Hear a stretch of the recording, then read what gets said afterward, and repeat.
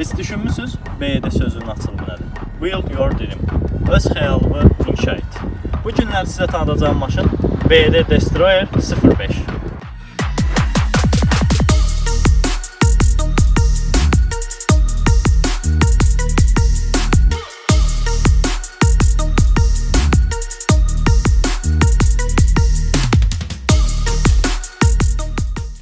Bildiyiniz kimi BED Destroyer plug-in bir maşındır. Yəni həm toka taxılan, həm də ki adi bildiyimiz yanacaqlı olan motora sahibdir.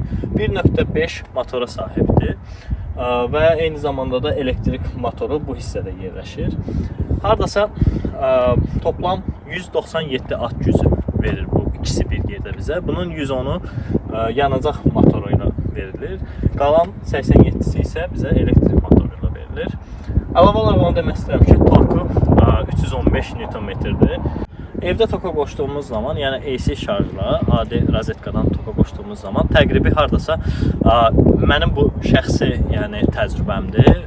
Zavod özü deyir ki, 2 saat 50 dəqiqəyə hardasa full şarj olur. Ancaq 3 saat yarıma, 4 saata hardasa məncə full şarj olur ev şəraitində. Bu da təqribi bizə hardasa real verir 50 kilometr, 45-50 kilometr arası real verir. Əgər kondisioneri və peçi qoşmamışsınızsa.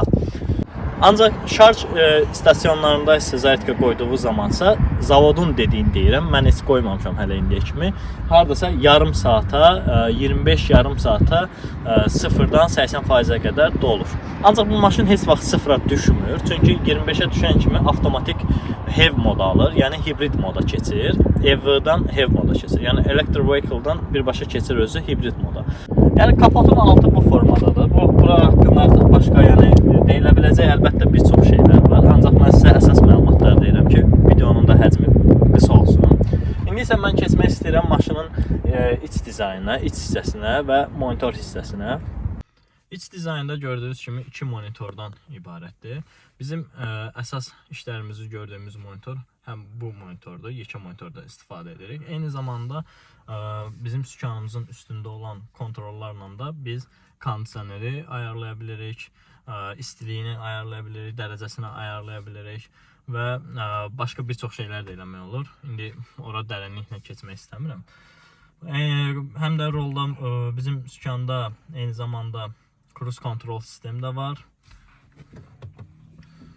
Maşın iki formada kodlanır, belə deyim də. Biz əgər istəsək buradan söndürə bilirik, elə eləyirik ki, ancaq düyməyə bastığımızda maşın kodlansın.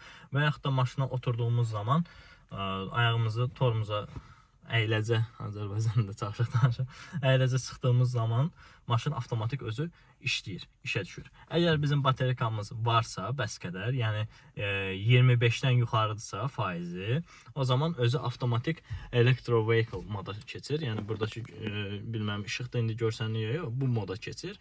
Əgər 25-dirsə, 25-dən azsa HEV modda maşın xoda düşür, işləyir. Gəlmişəm açarını da göstərim. Bu formada bir açarı da var maşının. Bu açarla biz qapıları açıb, kilitləyib, bagajı açıb bağlayıb və maşını uzaqdan xoda sala bilirik. Maşını uzaqdan xoda saldığımız zaman da qış vaxtlarında 24 dərəcə özü ayarlayır, temperaturu, kondisioneri də xodlayır.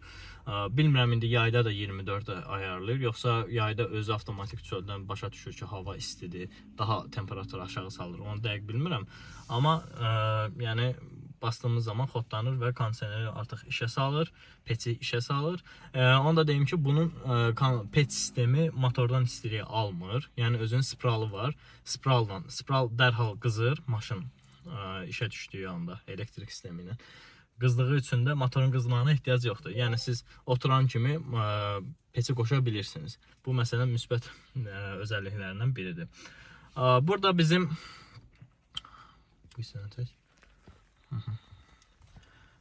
bizim maşının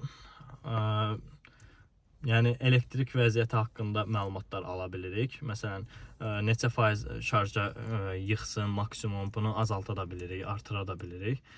Onu da deyim ki, bunun yəni monitorun həssaslığı yəni yaxşıdır. Android sistemdir və yaxşıdır. RAM-ı da yüksəkdir. və tutulmur, donma yoxdur. Yəni rahat istifadə olunur da. Burada bir çox funksiyalar var. Mən amma sizə əsaslarından yəni danışım. Auto save bu məsələn əsas ən çox istifadə etdiyimiz şeydir. Eyni zamanda bunu yuxarıdan da aşağı çəkib istifadə etmək olar. Eyni telefondakı kimi. Bu nə deməkdir? O deməkdir ki, yəni maşın heavy modda, hibrid modda daha çox bateriyanı məsələn zaretka yığsın, yoxsa özü daha çox hibriddən istifadə etsin. Autoya bastığımız zaman hibriddən daha çox istifadə edir. Əgər hibrid moddadırsa, save'a bastığımız zamansa bateriyanı doldurmaq üçün motordan daha çox istifadə edir. Yəni ən çox istifadə edəcəyiniz modlar bunlardır burada. Ondan əlavə maşın gedəndə qapılar avtomatik kilitlənsin. Onu istəsiniz buradan söndürə bilirsiniz, bağlaya bilirsiniz. Burada maşını kilitləyəndən sonra işıqlar neçə saniyə açıq qalsın. Məsələn, maşını kilitlədiniz, işıqları yanılı qalır. 10 saniyə eləmişəm, 10 saniyə mənə gəlir ki, kifayətdir. Bunu bir qardaş çəkmişdi video, orada gördüm 10 saniyə edib, mən də oradan götürmüşəm. Yəni 10 saniyə məncə də kifayətdir. Artıq nə ehtiyac yoxdur. Bunu 1 dəqiqəyə kimi çıxartmaq olur. Yəni 1 dəqiqə mənə gəlir ki, heç kim istəməzdi maşın əlavə işığı yansın. Bizim bir çox modumuz var burada. Sport, AC.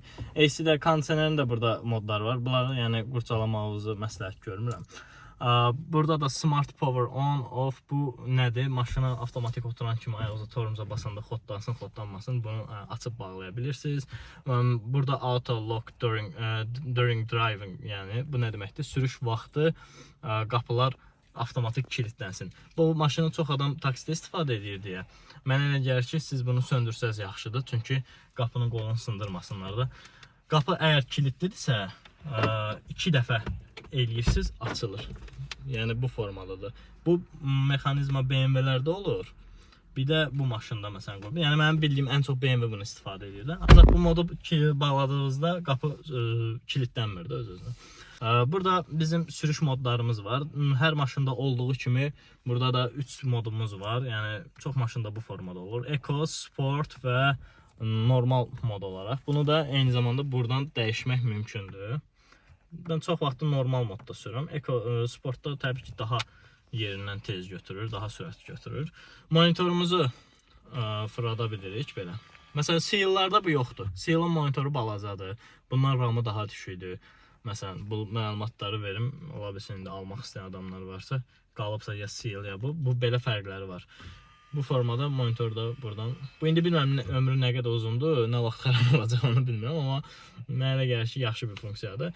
İç dizaynı da bu formada. Yəni burada güzgü qoymayıblar. Məsələn, mənfi yaza biləcəyim şeylərdən biri. Bu nə olan şey ki, bura bir dənə güzgü qoymaq, onu qoymayıblar. Ancaq işin qəribə tərəfi odur ki, bu hissəyə qoyublar.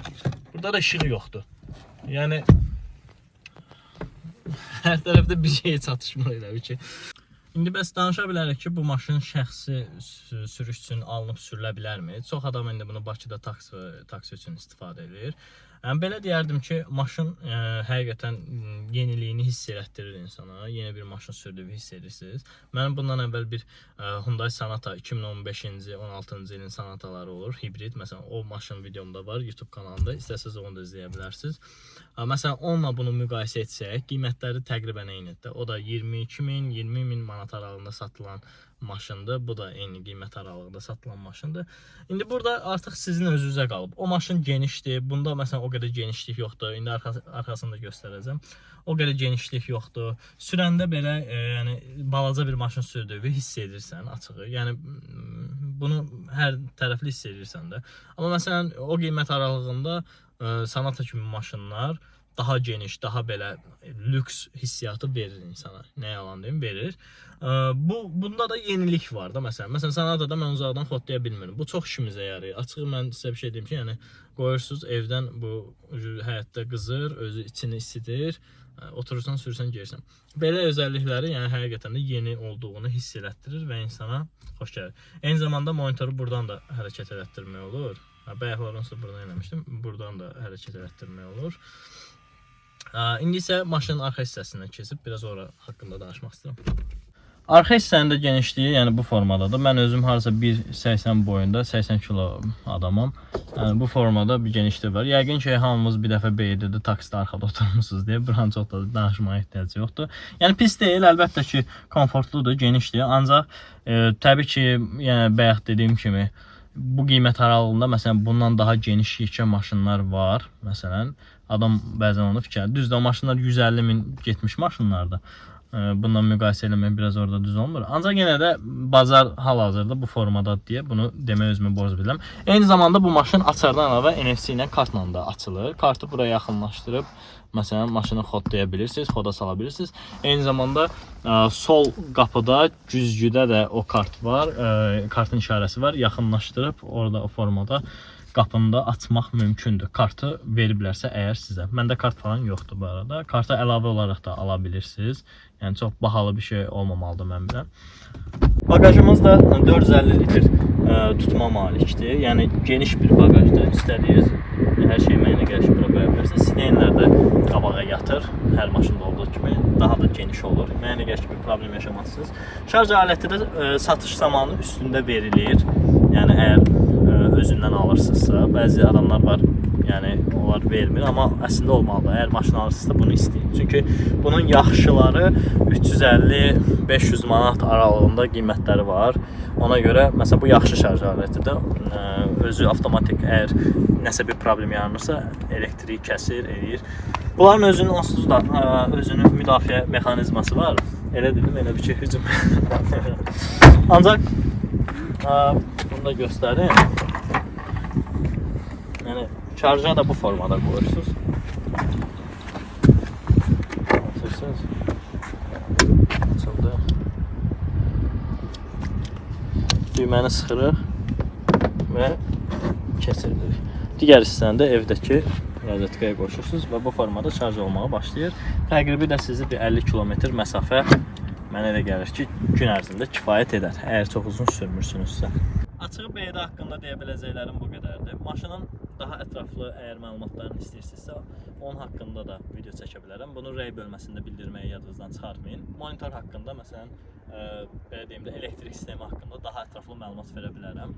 BD haqqında deyə biləcəklərim bu qədərdir. Əgər video xoşunuza gəlsə, like etməyi, bəyənməyi, like ilə bəyənməyi eyni şeydir, paylaşmağı və komment yazmağı yadınızdan çıxartmayın. Görüşənə qədər sağ olun, salamat qalın.